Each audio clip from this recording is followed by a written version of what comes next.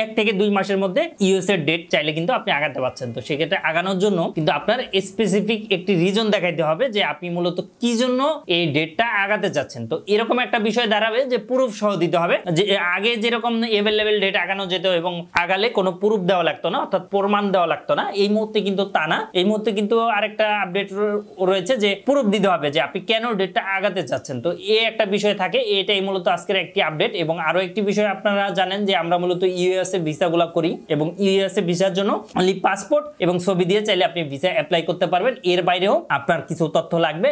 এটা সম্পূর্ণ একটি ইন্টারভিউ ভিত্তিক ভিসা, অর্থাৎ আপনি যদি ইমিগ্রেশন অথবা আপনি যদি এম্বাসির লোক দিয়ে ইউএস এম্বাসির লোক দিয়ে যদি আপনি প্রপারলি বুঝাতে পারেন বিষয়টা, তাহলে আপনার ভিসা কিন্তু 100 ইউএস এর এম্বাসি ক্যাটাগরিটা আমরা অনেক সময় এলোমেলো করে ফেলি যে B1 B2 কি ক্যাটাগরি, F1 কি, M কি ইত্যাদি। আপনারা জেনে থাকবেন এই ভিডিওর মাধ্যমে আপনি 120টা ক্যাটাগরি রয়েছে ইউএস এর এম্বাসি ভিসার ক্যাটাগরি। হ্যাঁ, তো এই জন্য অবশ্যই যারা ইউএস এর এম্বাসি বা ইউএস এর ভিসা করাবেন বলে ভাবছেন, সেক্ষেত্রে অবশ্যই দক্ষ অথবা এক্সপার্টের সহায়তা নিয়ে আপনি কাজটা করবেন, বিকজ এখানে 120টার উপরে ক্যাটাগরি রয়েছে। তো এই ক্যাটাগরিতে মূলত আমরা ভুল করে থাকি এবং এই ক্যাটাগরি কি কি রয়েছে এবং কোন ক্যাটাগরি কার জন্য প্রযোজ্য, কোনটা দিলে ভালো হয়, এরকম অনেক কোশ্চেনের অ্যান্সার আপনারা পাবেন ইনশাআল্লাহ। আমাদের একটি সেমিনার হবে, এই সেমিনারে আপনারা চাইলে জয়েন করতে পারেন। হ্যাঁ।